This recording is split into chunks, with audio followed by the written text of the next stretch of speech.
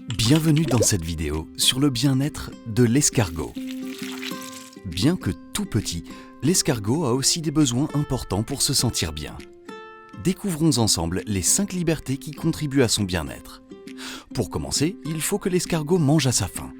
C'est la liberté physiologique. L'escargot est herbivore et se nourrit principalement de feuilles. Le top pour qu'il se régale, c'est de lui offrir plein de végétaux différents dans des parcs extérieurs. Ce qu'il adore, par exemple, ce sont les feuilles de chou et de moutarde. Pour l'aider à grandir et à avoir une coquille bien solide, les éleveurs lui donnent aussi des granulés à base de céréales et de calcaire, source de calcium, qu'il trouve facilement grâce à son odorat. Et quand il a soif, il boit les gouttes d'eau sur les végétaux ou s'hydrate avec l'eau contenue dans les feuilles. Ensuite, l'escargot doit se sentir bien dans son parc. C'est la liberté environnementale. En élevage, l'escargot vit dans une serre ou dans un parc ouvert selon les saisons. Ça permet de les protéger des prédateurs avec des abris et de surveiller la température et l'humidité en utilisant des systèmes d'arrosage et des brumisateurs. L'eau est essentielle à son bien-être. En effet, son corps est en grande partie composé d'eau et il en a besoin pour se déplacer et produire du mucus. Sa bave bien gluante. C'est pour ça qu'on voit souvent des escargots quand il pleut. Mais l'éleveur fait attention car s'il y a trop d'eau, il risque de se noyer dans les flaques. Le bien-être de l'escargot passe aussi par sa santé. C'est la liberté sanitaire.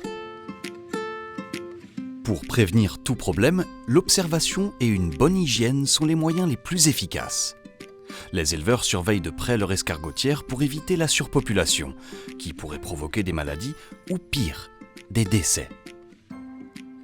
Toutes les manipulations se font à la main, dans le respect de l'animal pour ne pas le déranger inutilement. Et oui, ils sont très fragiles. Un escargot serein, c'est aussi un escargot bien dans sa tête. C'est la liberté psychologique. L'escargot, comme tous les animaux, a besoin de se sentir en sécurité.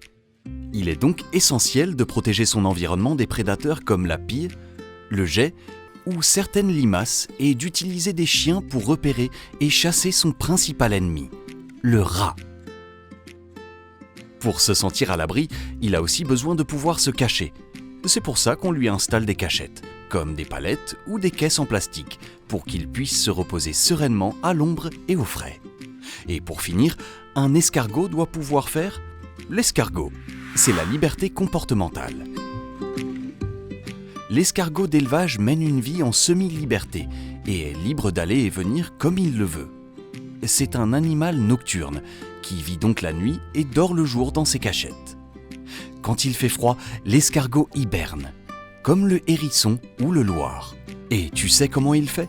Il s'enferme dans sa coquille en faisant sécher un opercule de mucus et attend patiemment que le temps se réchauffe. En élevage, tout est contrôlé dans des pièces spéciales pour le réveiller au meilleur moment, mais l'éleveur suit tout de même le cycle naturel de l'escargot.